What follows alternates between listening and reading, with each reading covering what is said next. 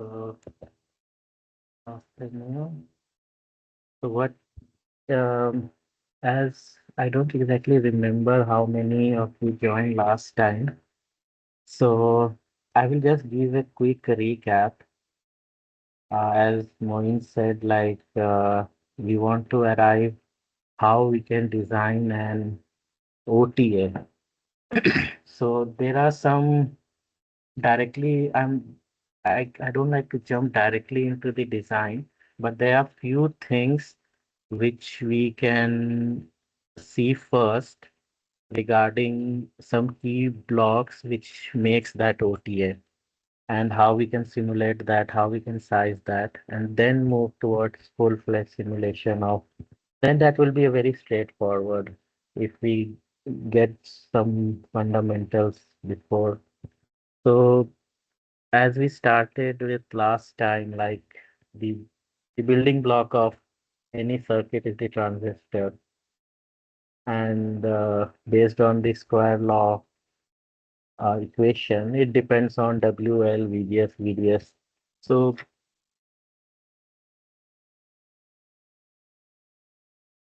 in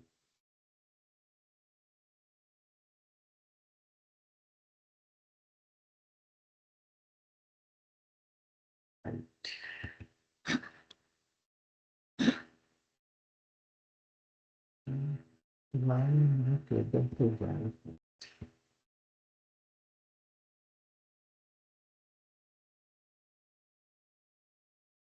Okay, so this VDS is something which quickly I will go. It depends on the swing mostly in the circuit where we want to use.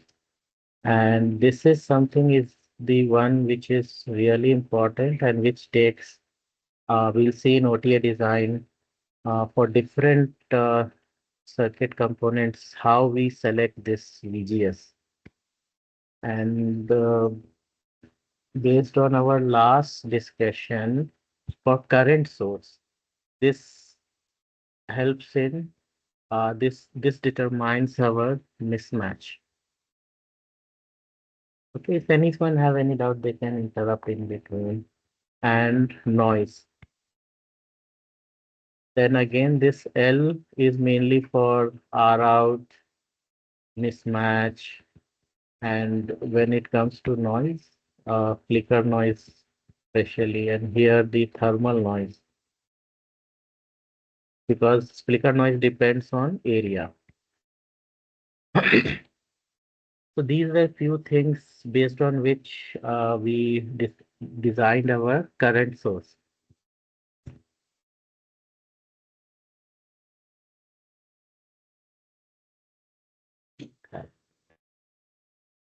Is someone waiting?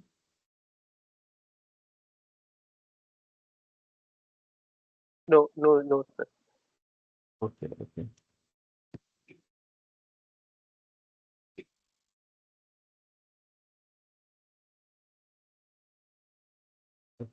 Fine. Let me keep it here.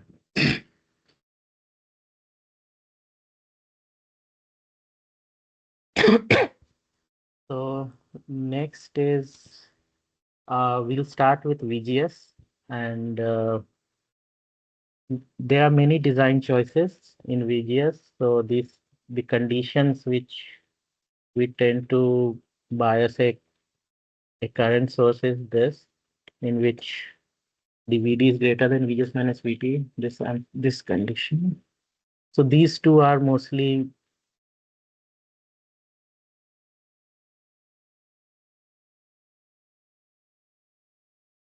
so these two are mostly what which we always try to keep for current sources or amplifiers. So this is the condition on the right is this VGS condition is because for the saturation, and this is for the sub-threshold or weak inversion. So how we generate this VGS on chip. So there is a very standard block which help us to generate VGS, which is a beta multiplier. Uh, We saw the sizing procedure last time, how we try to build this. I can show you quickly. uh, We started.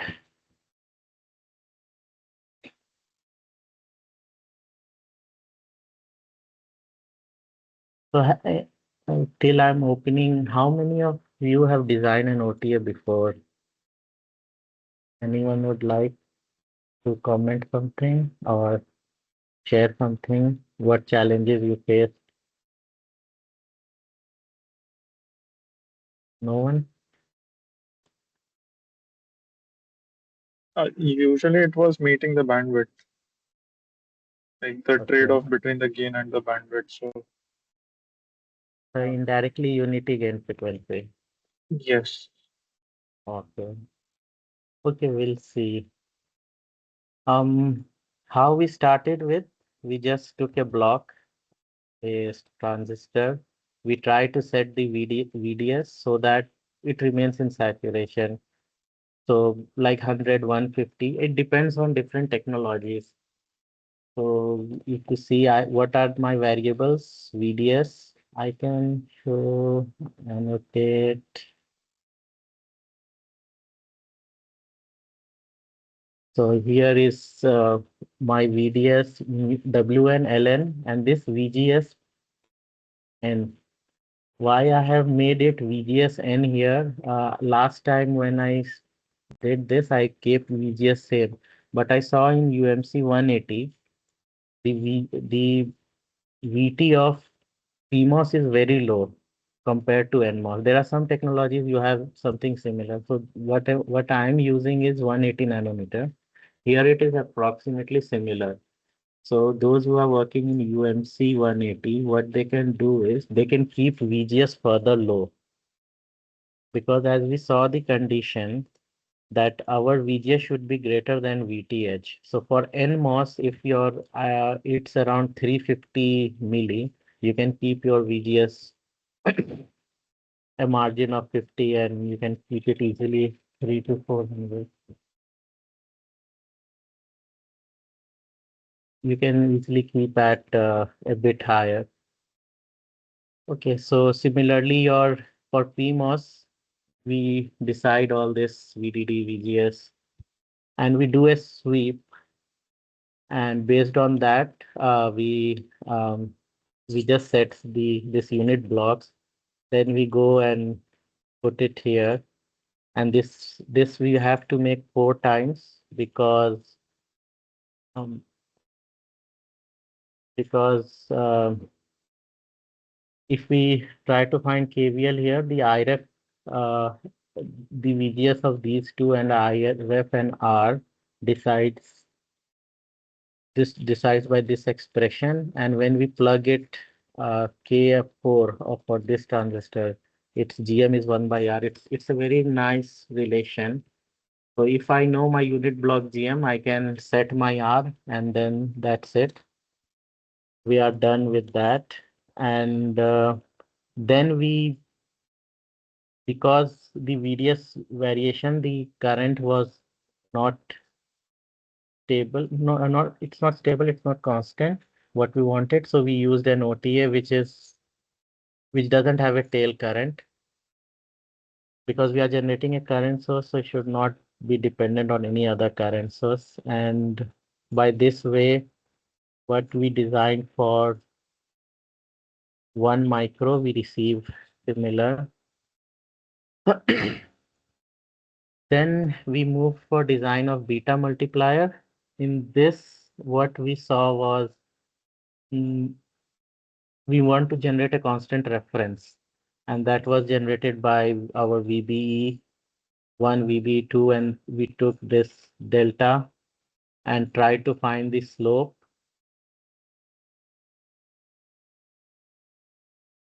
So yeah, these two slopes are the most important one. So details are in the previous video recording. If someone has joining for the first time, can refer that. So we want to balance, we want to make these two slope equal. So there are two, so this resistors sets our, because this VBE, VBE, the difference of these two VBE sets the current of this and this R value. So what we did was, if we wanted our current for a particular 1 microamp, this in this leg, we just find the R value, and this R is we found it from the slope. So this was something we discussed last time. From that point, in the previous session, I connected this OTA for this VCVS as an ideal current, ideal voltage source, voltage control voltage source. Moin, did you try with negative 1000 in your when you try to reproduce this? 50, I think, right? What? If I remember correctly, some small value we tried, not minus 1000. Some Okay, negative. yeah, so you have taken negative value, right? Hmm. So Yeah. is it clear what is the reason to take that negative value? Hmm. Why not positive? Yes, yes. So it's mainly because of negative feedback, if I'm not wrong, Yeah, so right? how, so I have connected this positive and Hmm. inside is negative. It means that this is our negative feedback. So if I didn't put negative, I had to flip this, right? This sign of this OTA. Flip. Huh. So how this is negative feedback and this is positive?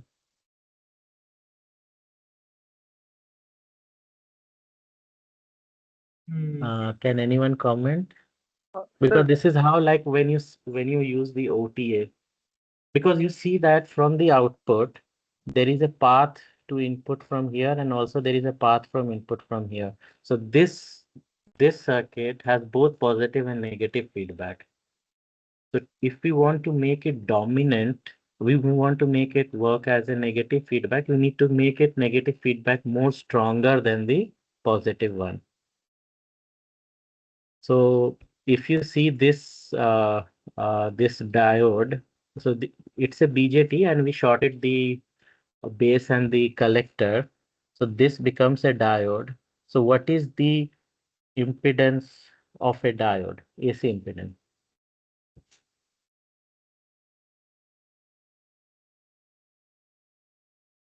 So for in small signal analysis, you might have seen that, like for transistors, you have GM R out. GM is R out is 1 by lambda ID. Right. Similarly, for diodes, there is a small signal AC resistance. So that is eta VT by ID.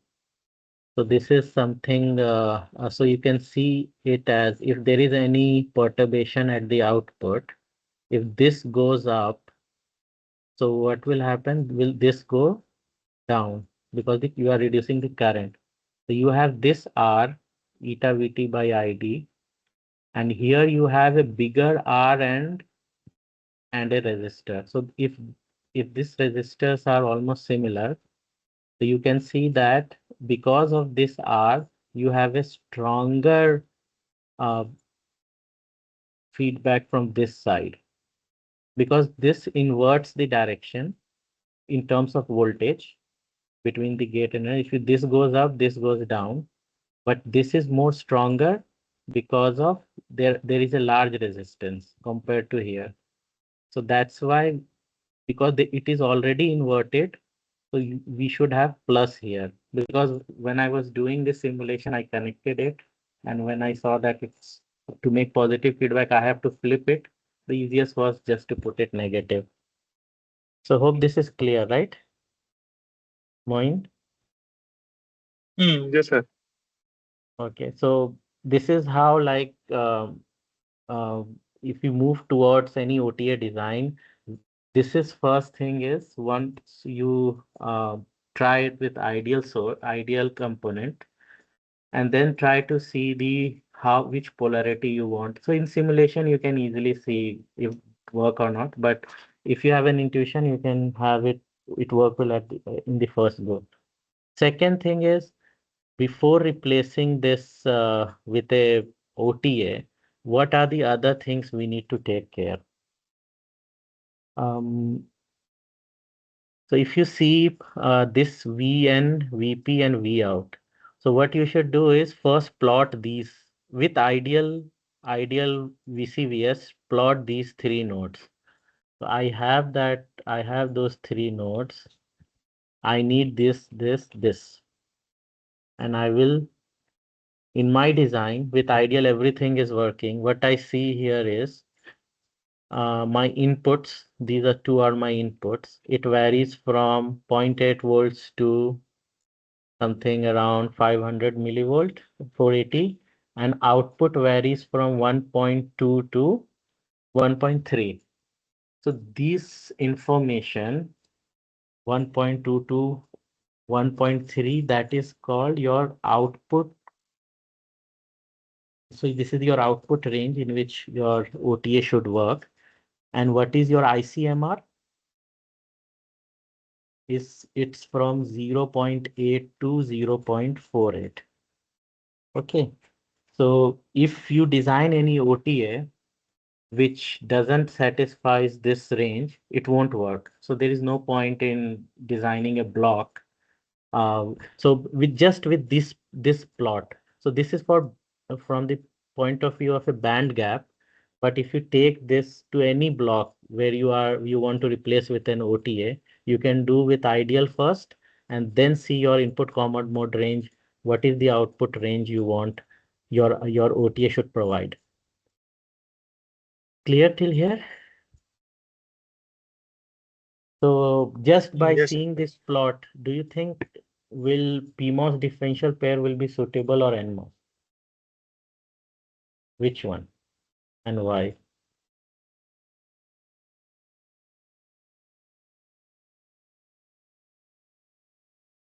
Anyone?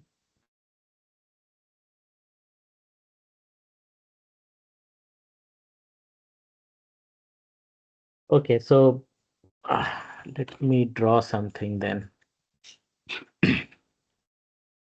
Mm, I can draw. So this is your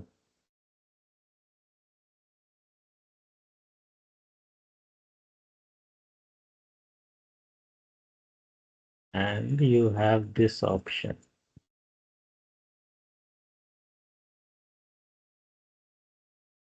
So this is very important when you try to design any OTA. We first see that what are the swings? Are we putting a uh, right OTA at first place? Then if you don't put this carefully, you will spend a lot of time in sizing and you will see that in the end things are not working. Okay. So this node, what we saw is it moves from 0.48 to 0.8. Similarly, this same node both. And if we use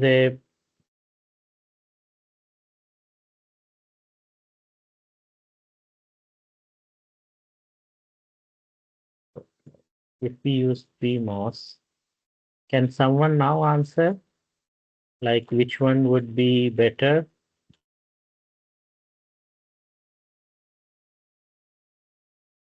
Why it would be better and most? So because in PMOS it will change from VDD to something. Okay, so this is something which we need to see that how you can analyze ICMR of any OTA. So so if my supply is 1.8 volt, this is my the technology which I'm using is having devices at 1.8 volt. So you are very close to your near. So suppose when you put 0.48, so what voltage you have here? So this is VGS. and you have this VD sat you need to maintain. So when you apply 0.48, so this should be greater than your VDS what you require plus VD sat. So do you think this number is suitable?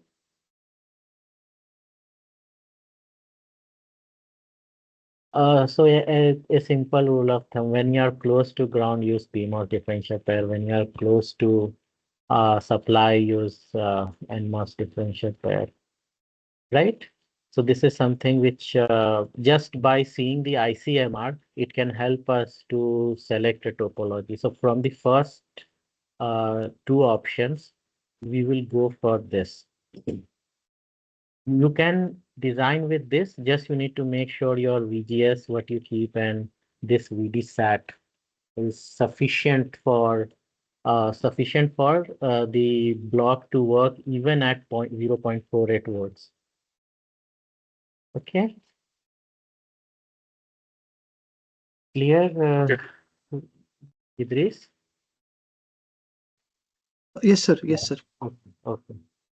So one more thing which I didn't cover last time. Is it, are you clear with current biasing and voltage biasing?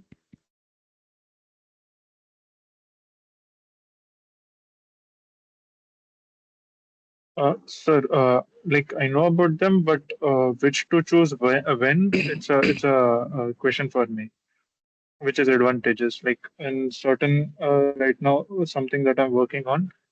Uh, Recently, someone has stated that voltage biasing is better with respect to uh, all plates. So, in a particular application sense, I don't know, but in general, if you can explain, that will be helpful.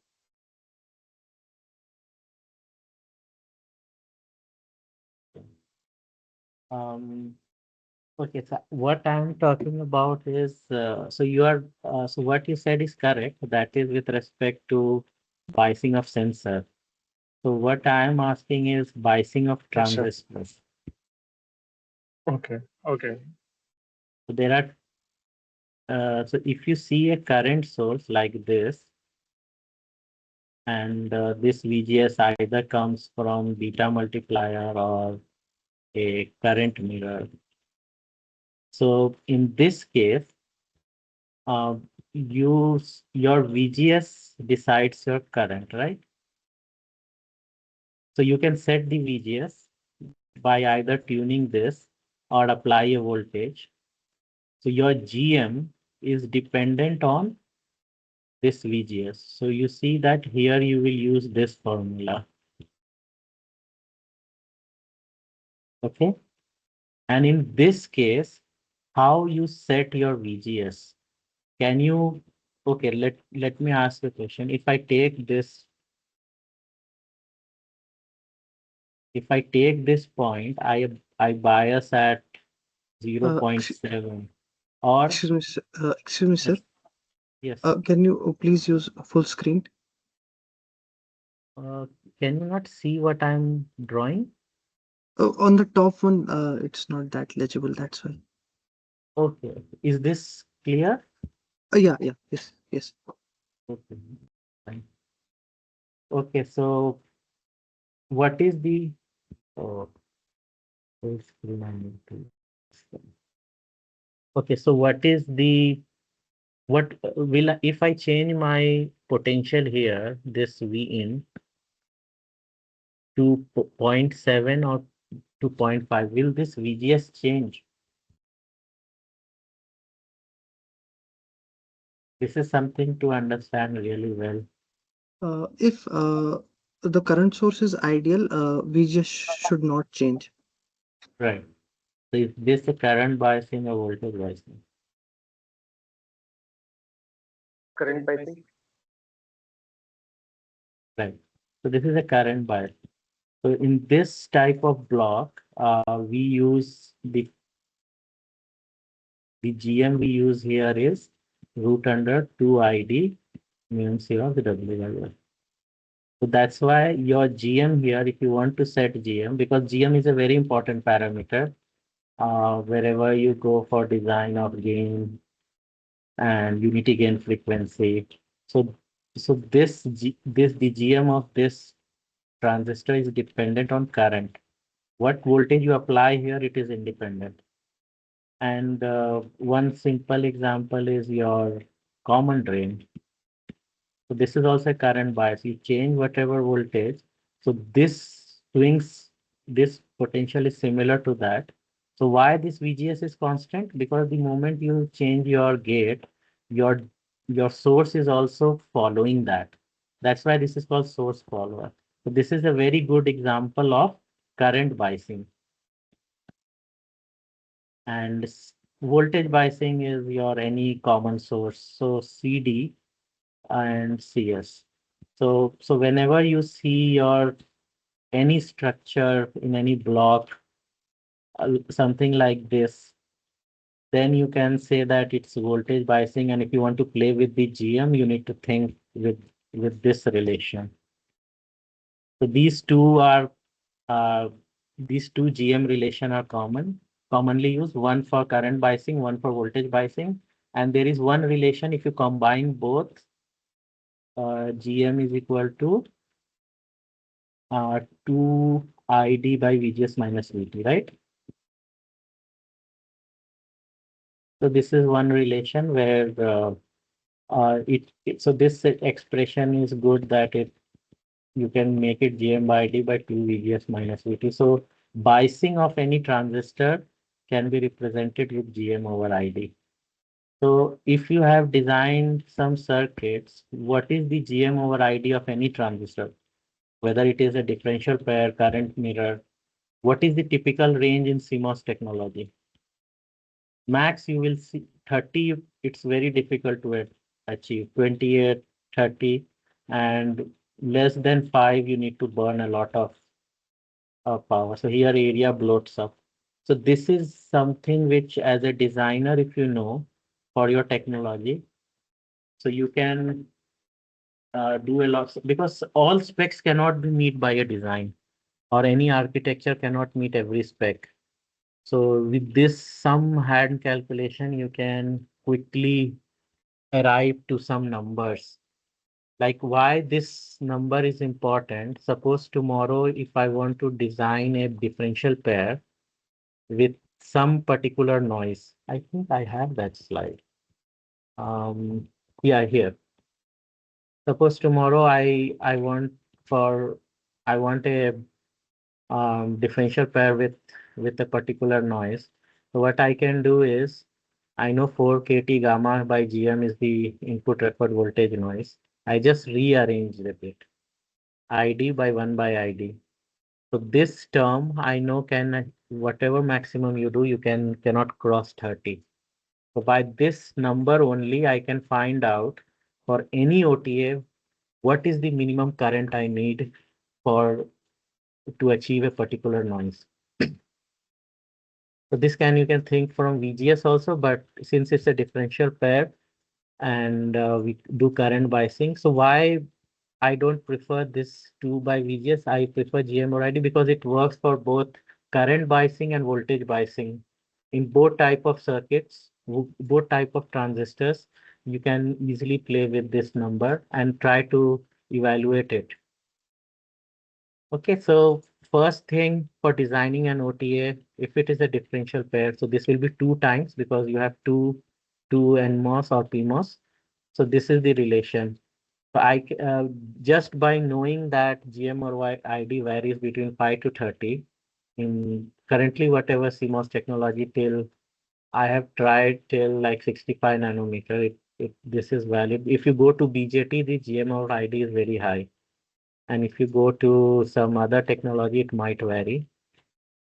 So you can do this in the first simulation we saw in the last session also how we simulate. In there also with current, after you match your current, you can play and find out what GM or ID is the maximum in that technology.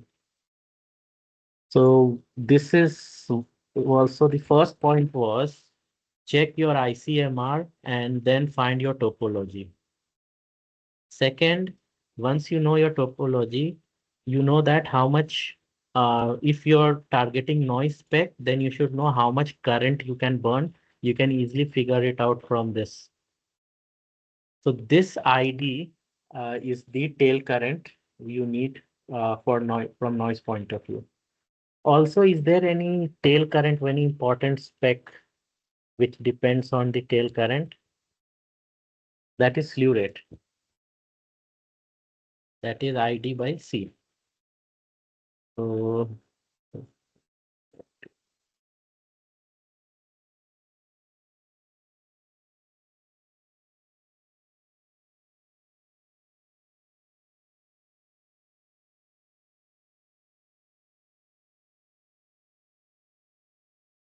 okay. So slew rate is ID by C for simple OTA like 5T OTA, and CL, I would call it CL. So sometimes it depends on the spec.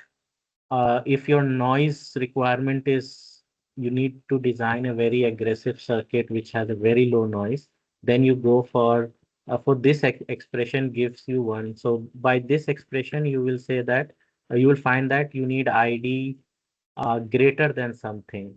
You will get some value from the noise spec. And from the slew rate, you will have that ID should be greater than slew rate into CL. So this also gives you the spec that if you want to meet a slew rate requirement, how the slew rate is there, there are a lot of videos you can follow. But practically, if you see, these are two criterias which help us to decide the current. Clear here till now? Is this Yes, sir. laptop, is there is a lot of noise in my laptop is has a some a bit noisy. Do you hear some noise or noise cancellation is anything? No, no No, sir. noise.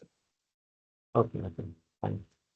Um, okay, so till here was a spec of current we have arrived.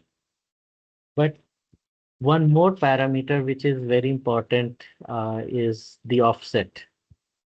So last time we saw offset in context of current mirrors.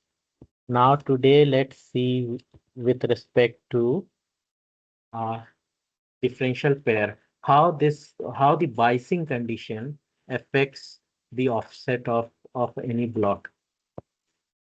So here, so these are two. So this is for current mirrors.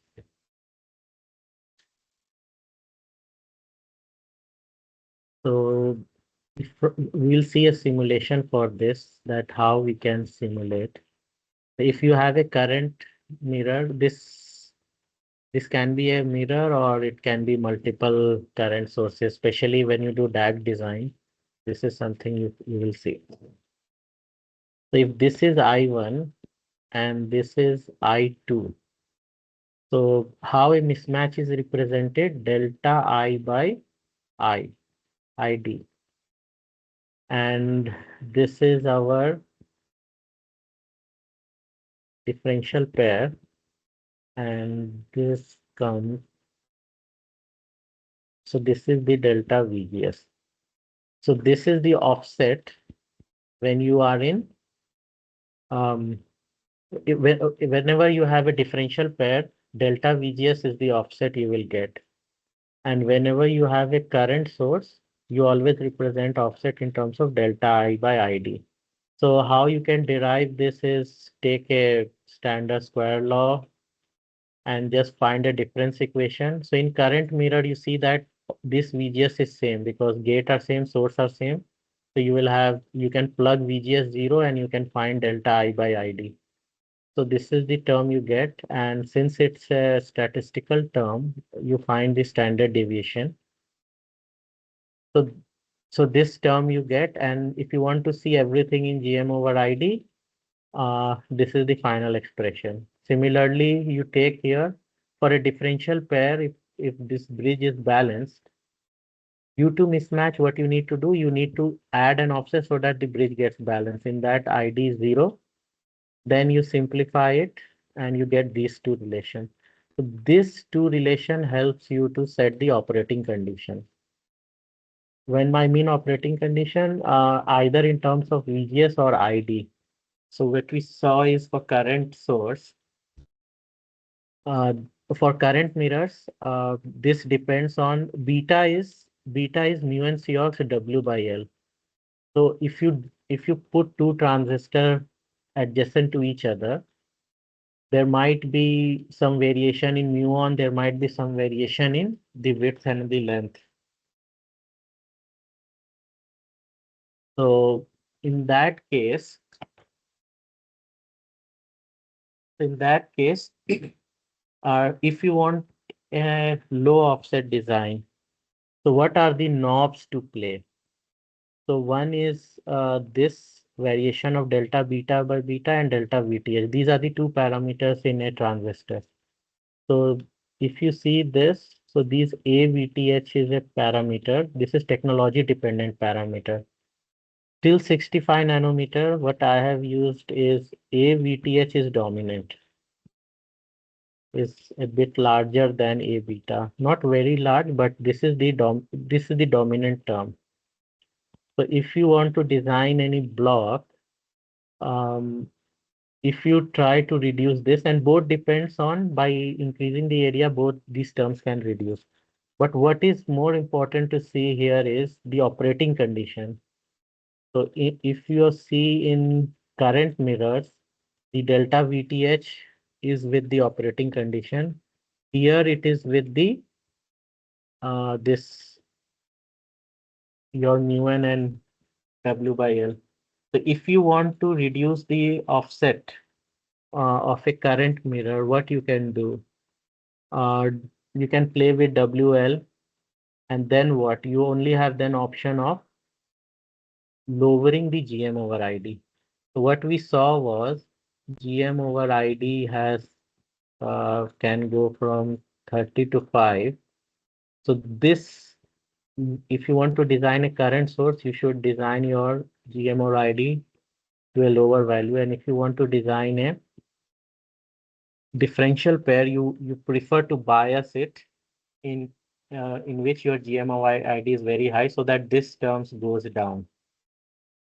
Just by seeing this expression, we know that this is dominant and you can reduce this part by increasing your GM over ID. If you increase this uh, for a fixed size, if you increase this operating condition, your offset will go down. However, this is a root mean square. What does that mean is the sum of the square of this term will and root will decide the offset. So even if this becomes 0, this will be there. So how as a designer you can think of, so the size you have fixed, operating condition, you have increased the operating increase the GM or ID value, and still you get one offset. What you will do to reduce it further?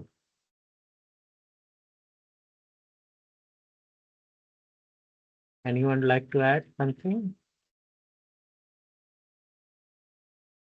Because what we see here is this is technology parameter, and this is our size, which generally other things like parasitic capacitance and all will restrict us to have a very large value of the devices.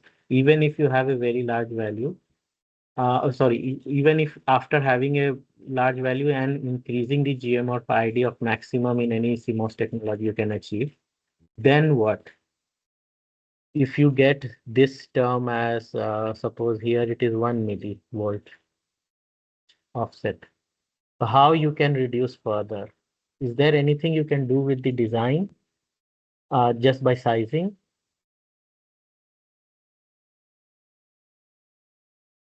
Anyone?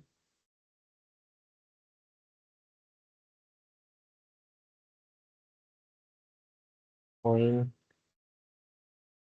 You are, Yes, can you Rajiv. try? Okay, so see, you cannot do anything after a particular time. Then there is only options like using techniques like chopping, auto zeroing. This is the threshold. After that, we should start thinking of architectural changes in which you can achieve very low offset. So this is how when after biasing and after sizing you don't achieve, then you will use these techniques. Chopping is also used to reduce the noise. So this is from the point of view of from offset point of view where when you should decide that I should add, because chopping also adds some more complexity. You need additional clocks and you need a filter. There are things extra you need to do. One more thing for from current point of view, since VTH is dominant, and if you try to reduce it, there is a very interesting relation which comes out. So this is just a summary of random offset, but this is only for the current mirrors. So what we can do is we know that this is dominant and this term is smaller. So if we ignore this term, so we can write the delta ID by GMR ID delta VTH, the standard deviation. And since it's a then we if we try to plug the values here, this relation tells a very interesting thing that if you want a very low mismatch between your current mirror, then what are the knobs you can play? That is L and ID. And ID is just mostly is required from the design. Like if you design a DAC, your unit element ID is based on how much voltage swing you require. That application decides. So this is not in much in your control. The only thing is your L. And interestingly, it's not W dependent. So this was something which when we started with this assumption, and this is the mismatch that I was talking about. That with L, you can have a very low mismatch between the current sources. Okay, so now what else? Yes, so this is the noise. Similarly, for the current source, if you want a low noise, you for a fixed current, your only option is to have a very low GM over ID. So this is how the biasing of VGS we started with. We we started with this expression. Um, we started with okay, we will set VGS, VDS, and L, and this manifests very well in terms of this term. There is also a GMID technique which people use. That's different, but what I'm saying is more how you can think over this, and this is also called current efficiency. Because with how much lowest current you can achieve a maximum GM. This is something which this number tells whether it is from it helps to think you in terms for noise, for mismatch, offsets, lot of places. So now what I will do is I will show you some simulation. So even before starting the OTA, full OTA. I'm not going to put the so okay. So first, how to measure an offset of a single-ended OTA. This is not very well you will find in books or places, but this structure works very well. You take a diffam. This ideal OTA I have kept for ideal current source for to bias this diff pair at 1 microamp. And this you can decide from your noise and your slew rate requirement. And then you take this OTA and uh, so you need some load. So I kept a resistive load. And now when I run Monte Carlo, what will happen is for different simulation, it will have different VTH and it will try to add mismatch between these two. So how you find the offset in that case? So this source VCVS, what it helps is it tries to balance the output. What it means is it tries to maintain the same current by changing the VGS. Here we apply some voltage like zero point 0.9, and it tries to find a value which will help us to match it. And this gives the offset, because if there is a mismatch here, then this node and this node will not be same when we put this block. Is this clear, or do I need to Can you go explain? over it once more? Like, what's the purpose? Okay, okay. Then let me start with this.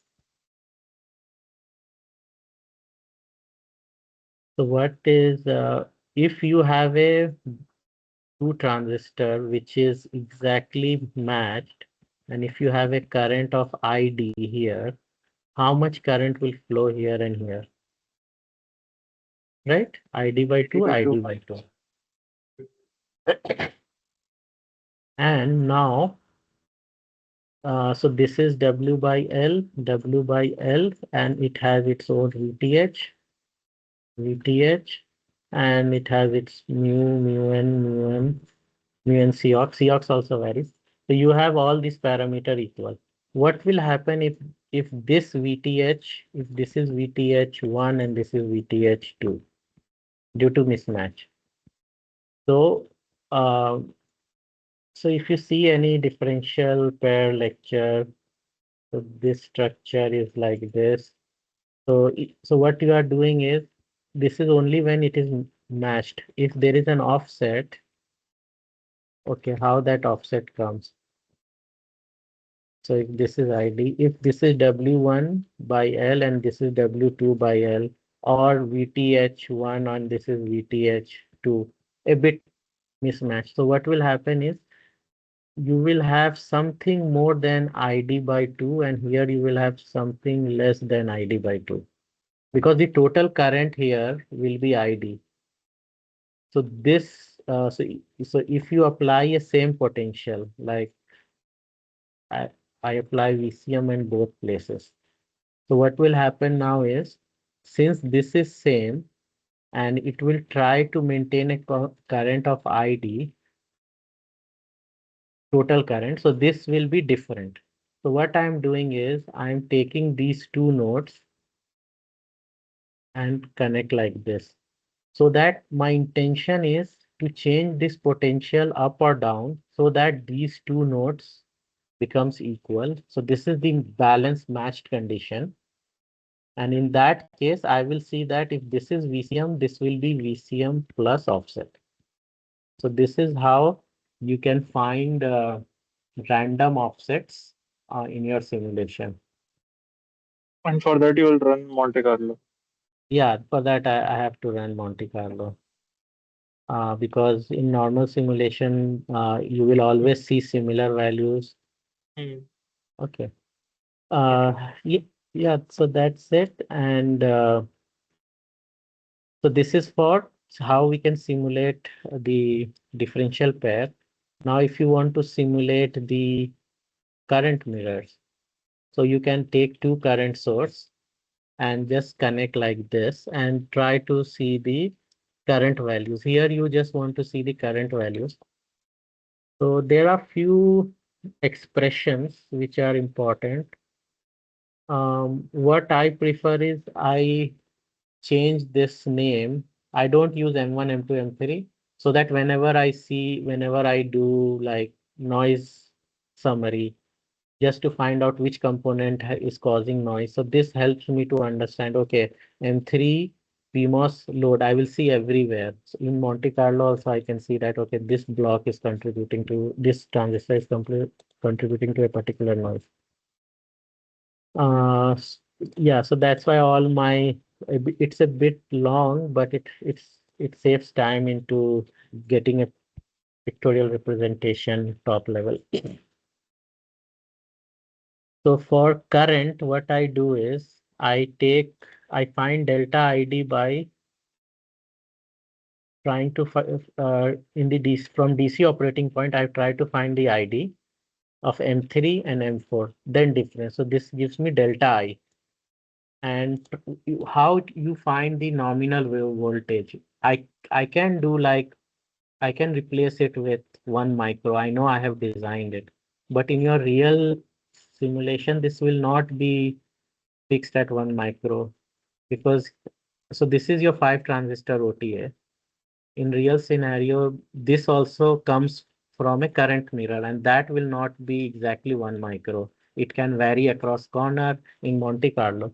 A good way is to find a nominal voltage is to take the average of two, and we will see that the mean value of this helps us to very easily calculate the delta I by ID. Then I will find this number.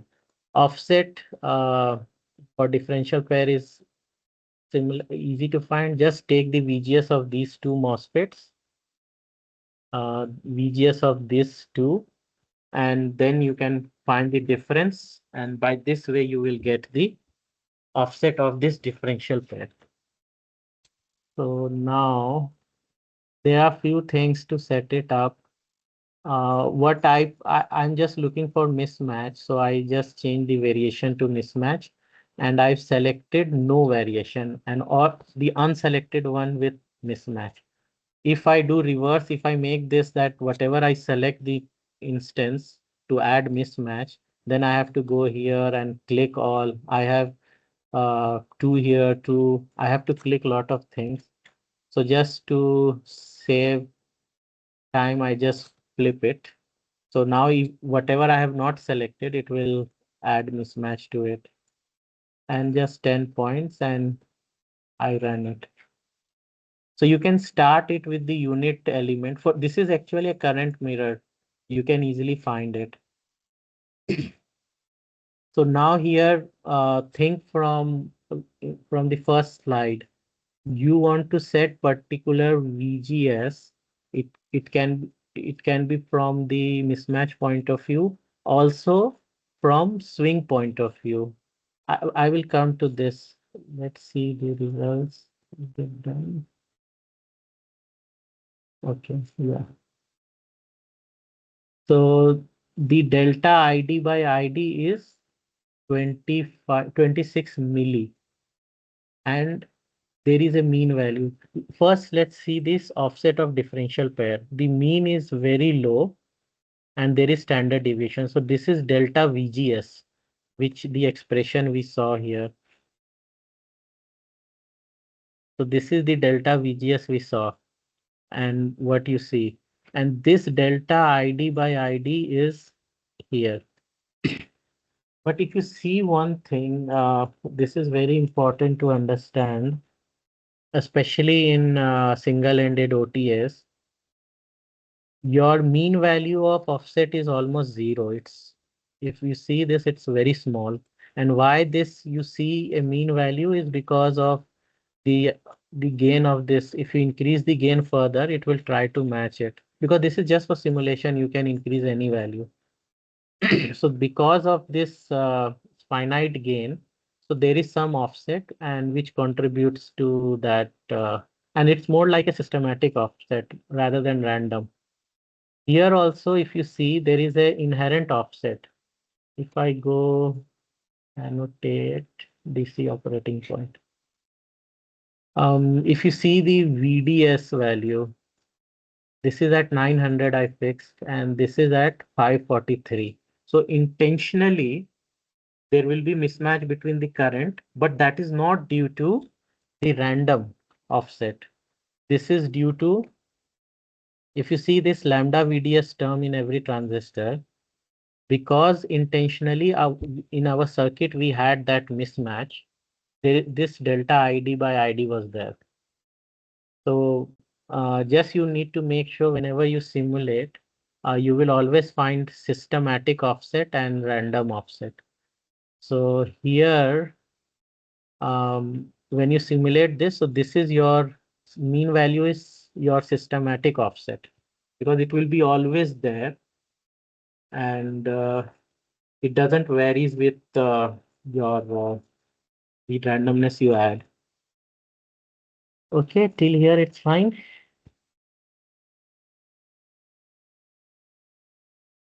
Yes, sir. Okay. Now then you can combine these two. Uh, so whenever you want to do, so this can be your templates for any design. You can keep this and quickly try to find, because this is one building block of a 5 transistor OTA, which you see on top, and differential pair is the one here in the bottom. And when you combine both, what will be the effective offset? So we saw two simulations, right? Um, we saw this. So what will be the offset now? Now let me do it here. So your total offset of this for 5T OTA, 5T OTA, V offset will be summation of your diff pair offset square plus your current mirror offset. And can we directly take the current mirror? Will the unit is, do you think the units are equal? No, it's current, right? Yeah, that is delta I by I. So this is from Alan Holberg's book, where you have this. So this like VGS4 helps you in ICMR, the one which now you can connect with the OTA from the band gap reference we saw. So you need a particular value of inputs that was 0.8 to some 0.48. So if that is not a stringent requirement, but if it is a stringent, then you need to specifically design your current mirrors like this. Again, minimum. So these are few relations. So what I'm saying is the offset of this phi t OTA is your diff pair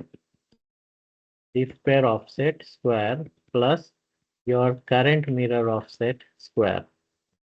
Since the unit are not same, how we can arrive at this offset? So if you see, uh, so you see that from here to here, there is a variation of delta I, that is delta ID, due to mismatch of only current mirror. So anything which flows here, and if you want to refer it at input, what you should do? Like for noise, right? If you go here, how you arrive mm, from here to here. So if I have all whatever we see that this noise expression is here, and how we refer it at the input. Anyone? If this is Divide our by chance and distance. 4 kT gamma GM, yeah, exactly. You divide by GM because this is voltage and this is current. And what is the relation between two? GM is the relation. So since it's in power, you divide by GM square. So you get this term. So similarly, with the same token, what you can do is, I know that this delta ID comes from mismatch between my current mirrors. And if I want to see it here, what shall I do? I need a GM of this transistor. So delta ID 34 of the current source, if I divide by GM12 of this diff pair, I will find it. I will find my term. So either you do this way, or what I would like is, again, I will divide by ID here. So this is the term you get from simulation. And while referring it to the input of the differential pair, you have this GM or ID term. So what you get now is whatever current term you got from simulation, you need to divide over GM over ID of your first for your differential pair. Since this is square, if you are doing inside, you need to do this. And now this is the actual offset. When you want to stitch together um, from simulation if you design this separately. But what if you do it everything together? You don't have to think in this terms of equations. You will get it all together in one. Like for example, if I want to see the output here, okay, if I want to see the output here, in my result, this is the offset.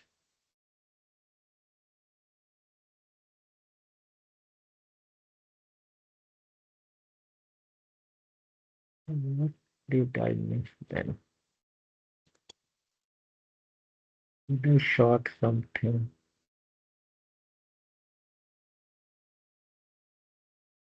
Okay, let me turn this off and run it again. I think due to some node common something. Okay, let's see, we'll get it.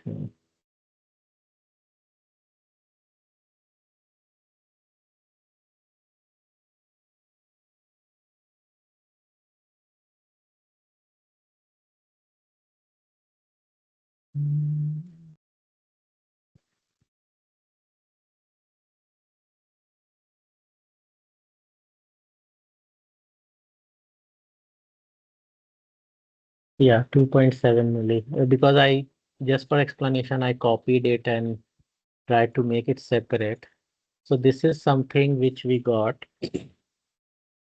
And how, like in noise summary, anyone who has done noise simulation before, you know exactly which are the blocks contributing to the overall noise of your system. So similarly, you have this sensitivity analysis, sensitivity results. Is it visible? This, it's like a lockers key. If you click here and go to plus and see mismatch contribution, you can exactly see which are the transistor contributing. For me, the most important is this offset of differential pair and current mirror together. So 39, 28, this slight difference is mainly because of the systematic one. And these are the contributions. So you can see that by seeing this table, I know that my diff pair is contributing more noise compared to my current mirrors. So the way to solve this is, now if I want to, my target is to reduce the noise. One way this tool has is just, if just you put, even without simulating, so by this way you are able to reduce by 15%. So original was 2.7 millivolts, and this can become to 2.3 millivolts just by doing this. Mismatch tuner is there in Cadence.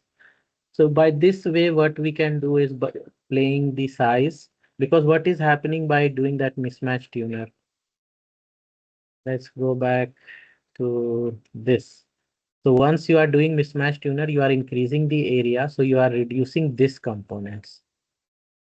So for the differential pair, so delta VTH and delta beta by beta is being reduced by that tuner, and it's not changing any parameter in the simulation or in your schematic. It just helps you to quickly think that, okay, let's say if I make it 10 times, so I can achieve 1.8 milli. So quickly I can figure it out from here, even without changing area and running the simulation again.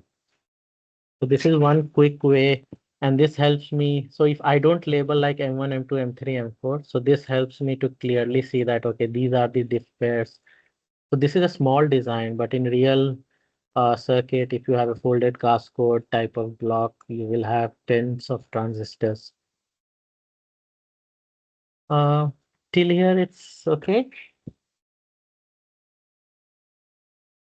Yes, sir. So you asked for what? So last time, let me see. So your important spec was you wanted your OTA for a particular offset.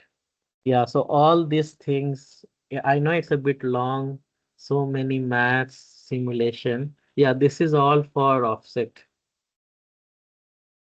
and slew rate, DC gain is GMRO, and unity gain. Okay, we can go back to,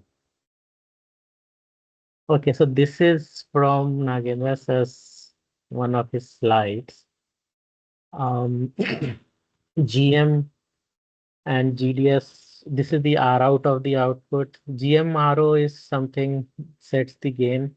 So now if I want a particular high gain design. So what are the knobs? Here also we get one current relation. So what we saw was so current was was deciding how many things. One was your noise, mismatch. This is specifically thermal. And in your overall noise will be thermal and flicker both. This is your mismatch. And what else? What you can see from here is the unity gain, like GM R out. So here also gain is decided. So you need a very high, if you want to have a very high gain amplifier, you have these two options, GM and R out. And if you see, um, R out is dependent on what? 1 over lambda ID. Till here everyone is there, and R out is proportional to L by ID, because this channel length modulation depends on your length. So as a designer, let me draw it. So your GM is dependent on root under 2 ID mu n Cox W by L, and your R out is proportional to L over ID. So if I multiply these two, GMR out of any transistor, this is also called intrinsic gain. Uh, can you simplify it? Can you see some cancellation? So this is how we are arriving to a very important trade-off. Okay, let me say, so GMR out is proportional. If you multiply these two, you will have what you will have. If ID goes inside, it will be ID square in denominator. So you have one ID here. And if this L goes, it will be L square, L get cancelled. So this is one of the trade-offs for the current. If you want a high gain amplifier, you should bias at your lower current. Till now, you got that constraint of higher one. So ID is this comes ID should be greater than this number. This decides what? From noise and mismatch point of view. Sorry, my slew rate. This is slew rate. For current mirror, it was there. Okay, noise and slew rate helps you to give you the exactly what ID you want, and one is your gain. Okay, so this from slew rate and from noise, it appears that increasing the current will help you a lot, but after some time, the gain will get hit. So if you burn lot of current, you cannot achieve a high gain. So this is one of the very important trade-off one should remember. Okay, and I'm sure you in how many poles this OTA has. You might have seen in some lectures. So this is your capacitive load. Moin, this is your problem, right? You want to address. I will ask you only. Hmm. Yeah, tell Can you repeat? how many poles and zero this OTA has. You need to memorize it for once, and it will help you to do a lot of design. So one pole is here, right? Yeah. This is your CL, this R out of here and here. So this is exactly what it is showing. And where are the other pole and zero? So, okay, let me tell you, I think it's already we are over time, across the time. Um, Whenever you have a mirror in your OTA, you have one pole and one zero pair here. So this is that node. Just see, whenever you can remember this, whenever you have a current mirror, you will have one pole and one zero. And what is the relation between that? Your zero will be at twice of your pole. So to from the stability point of view, to calculate the phase margin, you so this is your dominant pole, and you have one dominant non-dominant pole and one zero. So so you need to think from, because in analog it's there are so many different variables. So what I have covered today are mostly how you can think from constraint and simulation. So pole zero you can easily find from stability analysis, STB analysis, noise you have gone through. I specially covered offset because this is something which is not very in public domain. I don't see much resources over this. So Moin, what from stability point of view, where you should keep this non-dominant pole? It should be at high frequency, right? Yeah, how high? So suppose if you plot this the transfer function of this OTA, where you Hmm. want this. So this is your unity gain frequency, and where you so this is the first pole. This is that first pole one, and you have second pole 2 and 0. So P2 and Z you have, and this is P1. Let's call it P1. So where you should have your P2 and Z. Ideally after omega u. So for 60-degree phase margin, this should be far from. Uh, did you get any lecture where these things are covered in detail, Moin? Or do you want, Yeah, like CMOS or do you lectures need we to have seen. brush up? I need to brush up. I definitely need to brush up. Okay, okay, it's fine. So from design point of view, you just read these lectures again, where it is Hmm. how that pole and zero pair is coming, and this is what Nagendra sir has mentioned in his Hmm. table. So this is a very important for any mirror pole. So this is also called a mirror pole because it arrives Hmm. from at why it arrives, how it comes, and if you see this P2, if you want to make it outside the unity gain, what value of GM you should keep. So the biasing we started from the first slide. So Hmm. it plays different role, and you need to, based on your spec, you need to sometime some ICMR requirement sometime will dominate your biasing criteria. Sometimes your stability might create. So you cannot get everything from one design. So if you go to any TI's website, you will see that they have full range of products, like very low noise to very high speed. It's a separate category. You cannot have ultra low noise at ultra low power. Hmm. So these trade-offs comes from all this. So these are constraints which one needs to learn.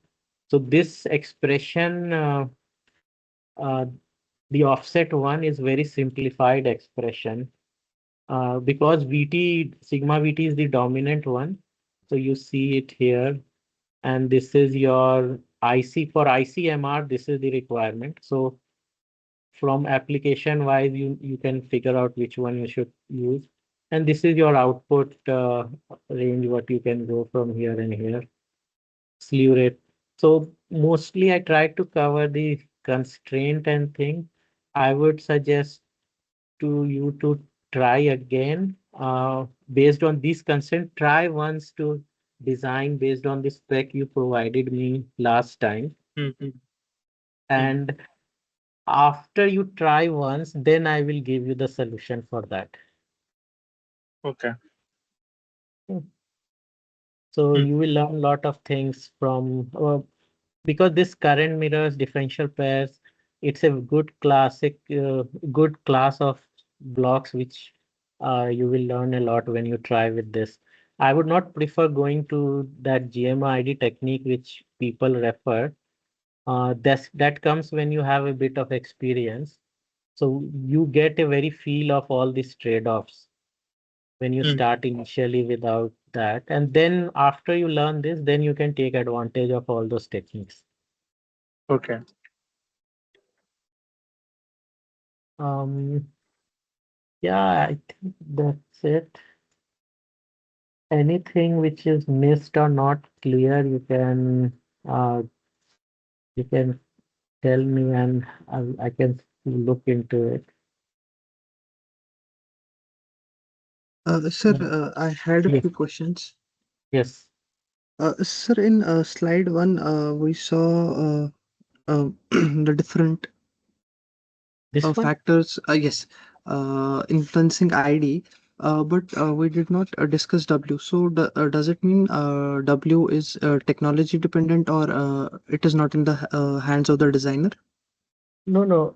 The thing is, these parameter plays a role.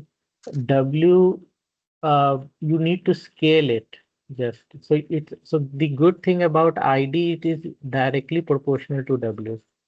Yes, So suppose whatever VGS is required based on mismatch you set, VDS you set, L you came up from some values. Then what happens is you get a particular ID, right? If you set yes, this, when you get a particular ID, and now suppose what required you got 100 nanoamps of current coming, and if you want to keep everything same and just increase it to a value, so you just scale W by 10 times. okay, So what will happen is your your it will affect mostly your R out because your current has increased. But from the swing point of view, from the operating, because your VGS will not change. And from other point of view, so W acts as a scaling factor only okay, sir. especially for current source. So suppose, for example, I want 1 micro and I want 10 micro. Okay. So Yes, sir. in this two case, whatever VGS I started with, which works at 1 micro, I just need to make it 10 W here. If this is W, I have to Yes. make it 10 W and L will remain the same. Okay, So okay, sir. this was mainly for once you have a unit block for one current, you can scale up or down easily by W. So that's why I've started everything from here. Okay, sir. And this Okay. VDS swing, which we saw in OTA design, this plays a role for ICMR. So this Alan Holberg book has a very good way of this representing that this ICMR is decided by VSG of this transistor. GMR out is decided by this. Slew rate is current is decided by slew rate. Because they in that book they didn't cover the noise and offset. But if you want, you can add how I5 decides what are the two things we got from noise, mismatch, and also the gain of this GMR out also depends a bit on this. So this helps you to think from design trade-off point of view. And in real scenario, you will have this current mirror to replace the tail current, which Yes. itself has its own which helps which sets the ICMR from this VDS. So that's how all we started with, and then arriving to any block. So with this in mind, you can design any block, not only OTAs. Just this is way to how you can think of. Mostly you see current mirrors and differential pairs and common source, common gate, common drain, cascodes. So Razavi's first three, four chapters are building blocks of all complex circuits.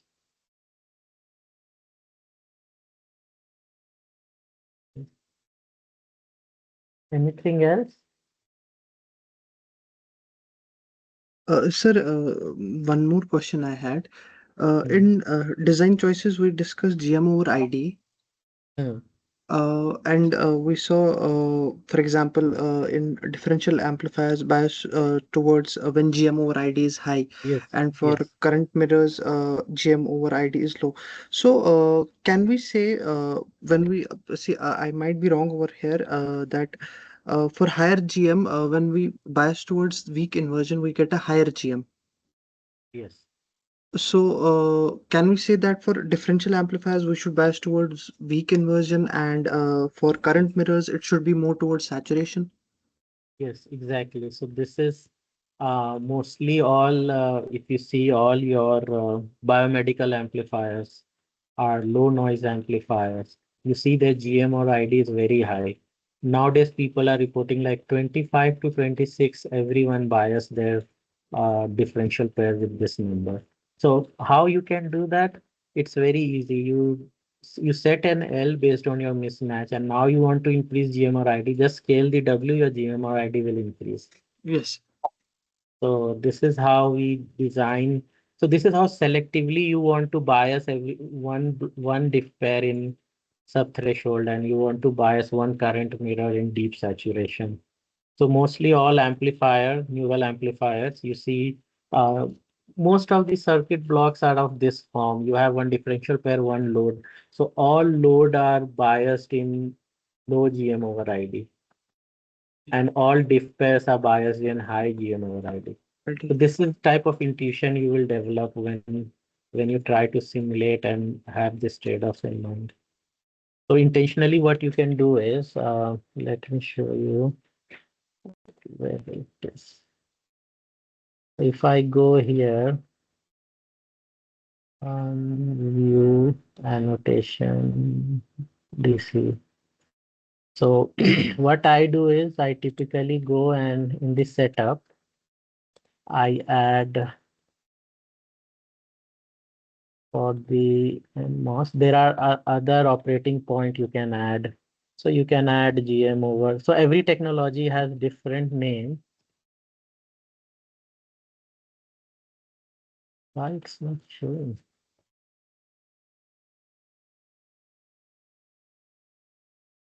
Okay, I think yeah, it's there.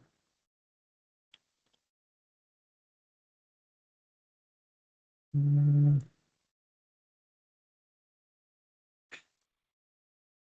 okay, I can do it here. So what I do is I like to do is if I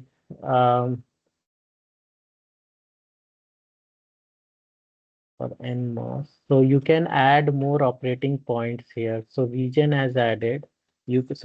For designing beta multiplier, you need GM and GM over ID. So this is something you you got. So keeping everything constant, just try to okay. So this is current voltage bias transistor. So Hmm. you if you want to see how the GM or ID increases with W, take a diff pair, fix the current and just sweep the W. So you will see that this GM or ID will goes on increasing, and you will have lower noise overall of your system. Low noise and both low offset. So this parameter you get in operating condition, you can always keep a track on it and play with sometimes we don't have that much options to add here. It depends on which you are not interested in. You can add sometimes like you are interested in R out of a of of a block. Sometimes GMRO, intrinsic gain. In some technology they call it intrinsic gain, and some so there are a lot of operating points which helps you to self gain. In this TSMC they call it self gain. So this is GMRO. So from this transistor the intrinsic gain of 30 you can achieve. So now you know that from trade-offs like, okay, if you play with L and I, you can try to arrive a better gain. So all high current, that's why all those high current uh, circuits, are they don't have a very high DC gain. If you want 100 dBs type of design or 80 dB, 60 dB, you go for very low current biasing, just enough that slew rate and noise requirements are met. Okay. Yes, sir. Yes, sir. So anything else? So Moin, I'll I will probably do the design and get back to just you if I brush have up, some doubts. just brush up Yeah. the 5T OTA related Mhm. stuff, mainly from Yeah. how from the AC response and Hmm. phase margin and all, and then give an attempt. And Hmm. next one will be very small session. Just we can easily quickly go and size everything in just 10-15 minutes. Sure, sir. Okay. Okay. Okay, if no one has any question, we can end for today. Thank you, sir. Okay. Thank